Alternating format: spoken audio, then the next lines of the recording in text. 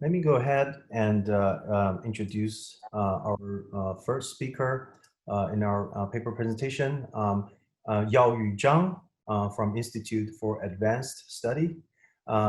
He's gonna talk about a type of generalization error induced by initialization in deep neural networks. Can you hear? So today I'm going to talk about a type of generalization error induced by initialization in deep neural networks. So it's a joint work with Zhiqing, Zhongxu, Tao Luo, and Zhen Ma. Let me start. I will talk about the motivation of our work. So here is an experimental result from our previous work about the discovery of the frequency principle. We find that it's actually very easy to overfit the data using a deep neural network with large initial weights. So in experiments, large initial weights can result in a highly oscillatory initial output function. So after training, although the DN achieves low training error, the testing error is very bad. So it's essentially the overfitting phenomenon. So however, if we use a relatively small initialization, we obtain a small and smooth initial output function, and then the DN generalizes well, as often observed in practice. So these experimental results motivate us to theoretically study the impact of initialization to the generalization of DNs. So our study in this work is based on the NTK regime. The key feature we take advantage of from the NTK regime is that the neural networks can be well linearized around initialization during the training. We focus on the regression problem and consider a general class of loss functions as the distance between the DN output and the label. With the neural tangent kernel K defined here, we obtain a kernel gradient flow at the continuous time limit. In general, this dynamic is nonlinear in H. However, it has the following simple structure, which is the first part of our theoretical results. So we prove that for general class of distance function, for example, any LP distance, this gradient flow leads to the same solution, which is the minimum L2 norm solution in the parameter space and the minimum RKHS norm solution in the function space. We know that although the learned result is the same, different choices of loss can lead to different training trajectories and convergence rates. In practice, based on the feature of data, we may choose a distance function other than the L2 norm to accelerate the training. So based on these equivalent RKHS norm minimization problems, we derive the following results about the impact of initialization. We first know that given kernel K, the function we learned by the neural network depend on the training data X and Y, as well as the initial output H initial. We prove that this learned function can be decomposed into two parts. The first part is an unbiased fit with a constant 0 as the initial output. The second part is a bias term induced by H initial. It is essentially the residue of H initial subtract its own unbiased fit, which fits the training data of H initial evaluated at the training input X. We will illustrate the behavior of this term later. Next, we prove that for a random H initial generated from an unbiased distribution of random functions, this bias term in expectation leads to an additional generalization error compared to that of the unbiased fit. Note that if a specific H initial is provided instead of a random one, which is well correlated with our target function, generalization performance of the neural network may be improved, like in the transfer learning. Now we illustrate experimentally the general behavior of these initialization-induced bias. In this 1D fitting problem, the unbiased fit induced is indicated by the black curve. This is relatively good. However, with a large H initial, the neural network learns an oscillatory fit indicated by this red curve, which likely overfits the data. By previous theorem, their difference is the initialization-induced bias, which is also the difference between the H initial, this red curve, and its unbiased fit, these black curves.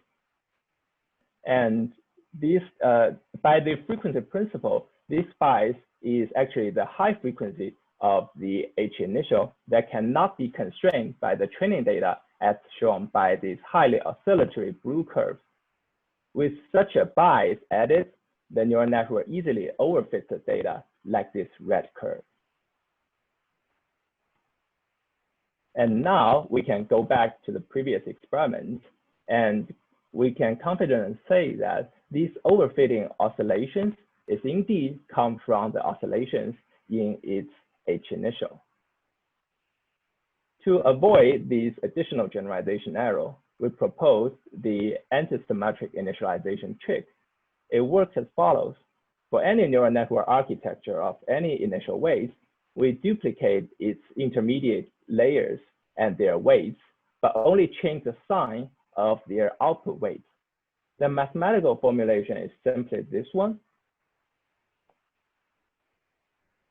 We prove that with the ASI trick, the HASI is offset to 0 at initialization. And importantly, the kernel remains the same. The doubling trick proposed earlier in other literatures does not have this property. Now let's come to some experimental results. We first demonstrate our theoretical results for a high dimensional regression problems using the Boston-House-Price dataset. We verified that our theoretical decomposition of the learn function can well hold in experiments as indicated by these red dots. With the ASI trick, the neural network learns a different function as indicated by these blue dots. So, and in this right figure, with the ASI trick, training and test error are much lower at the initial and decay faster as shown by these yellow and black curves. And next, we use the MNIST dataset to examine the effectiveness of the ASI trick in the non-NTK regime of the deep neural networks.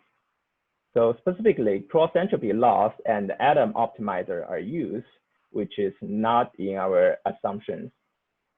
So in such a case, the ASI trick still effectively eliminates the H initial.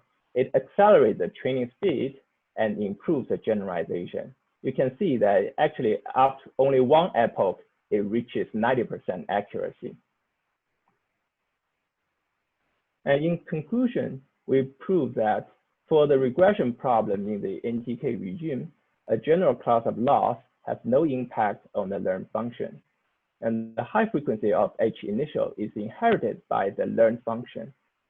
A random H initial increases the generalization error. And we propose the ASI trick, which effectively offset the H initial to 0 with its kernel unchanged. This is a very good property for theoretical analysis. In practice, it can accelerate the training. It can help the neural network generalize well, even with large initialization. And that's it. Now we have a lot of time for quite a few minutes for questions and discussions before the next talk. Can I ask a question? Sure, Yeah, go ahead. Of course. Thanks for the talk.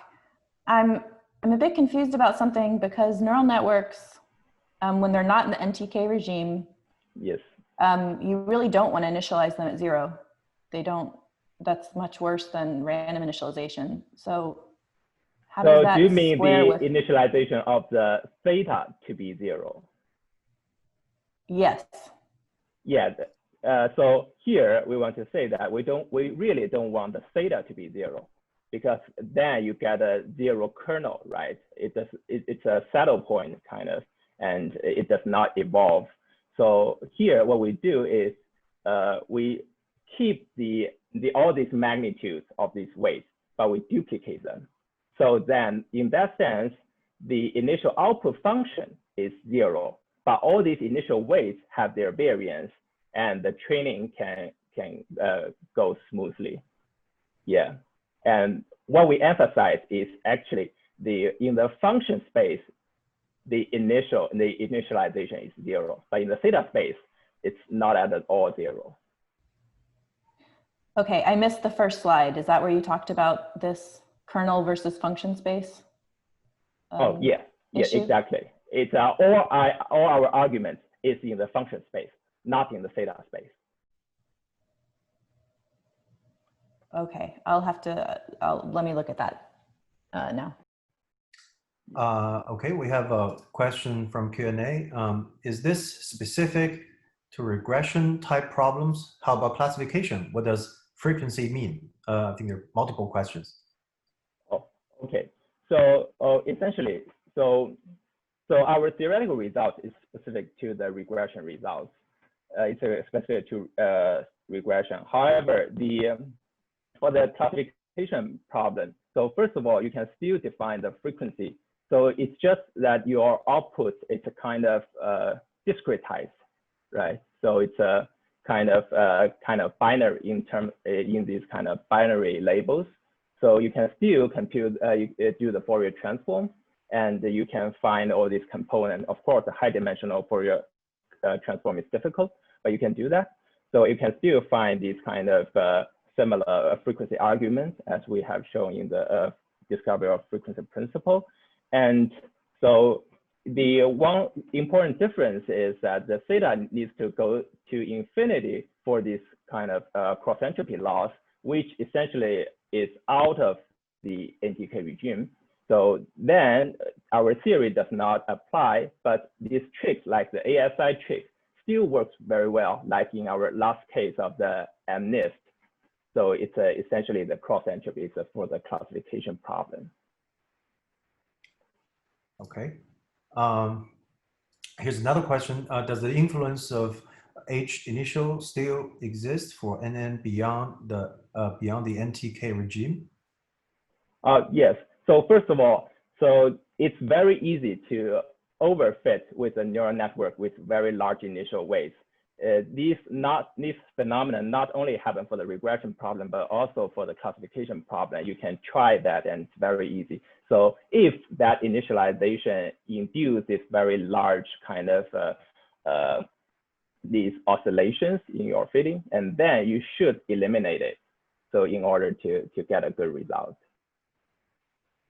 And our ASI trick is still effective there. Okay.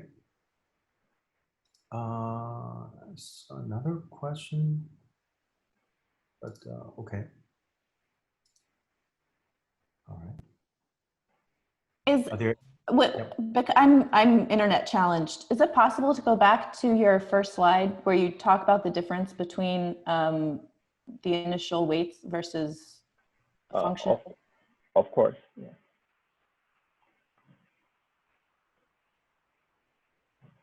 So is this page? I guess I missed the beginning, and I'm still trying to understand in neural networks, you don't want to initialize the weights to 0.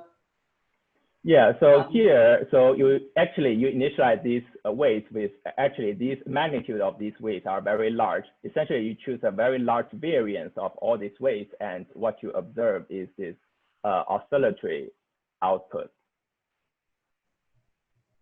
I understand why that's true for linear problems, because you get a component in the null space. This is a linear interpolation problem here.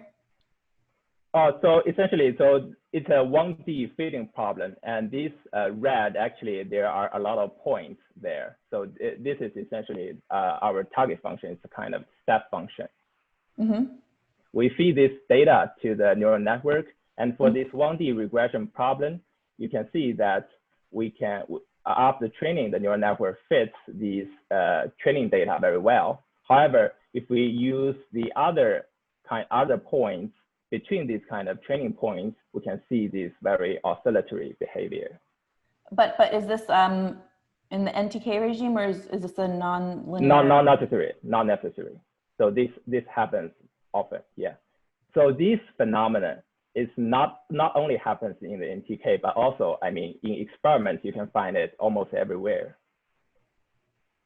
Okay, thank you. Thank you. Can I make a comment? So yeah. even in the nonlinear regime, this is sort of reasonable to understand. For example, in the mean field regime, you have a very nonlinear training dynamics. But the key to generalization gap is the control over the path norm or the barren norm. Now, if your initial condition has a bad barren norm, you're not going to expect the solution to the training dynamics is going to have a good barren norm. So initialize with a good, small barren norm is very important. Yeah, I think that's true. Function Yeah. 0, it has a small barren norm. Yes, I think so. Yeah. So, but this is not saying that you should initialize all the weights at 0. The weights still has full support. Yeah, yeah, that's very important. Yeah, that's why we propose the ASI trick. So essentially, we don't want all these theta to be 0. That's really bad. So what we want to do is keep all the magnitude of these weights, but we need a network with this initial output function to be 0. Yeah, let me quickly find that question. I think it's a comment. Linearization is not that important for shallow networks. A proper weight decay momentum, LR decay, can basically initialize even at the 0 points and recover all the performance. Okay, so thanks for the comment. So essentially, what we want to understand in this paper is these kind of existing phenomena. So instead of so actually there's a lot of tricks in practice. We never really observe these kind of overfitting phenomena because we have a lot of tricks. For example, first we use this proper kind of variance of all these initial weights. This is the first guarantee of these kind of good generalization. And also we have a lot of regularization techniques like the flash normalization, or this, we can also add weight decay. So therefore, so it's unlikely to happen in practice, but we just want to figure out so the conditions for this kind of impact, for this initialization to have the impact, and so that we may avoid that consciously.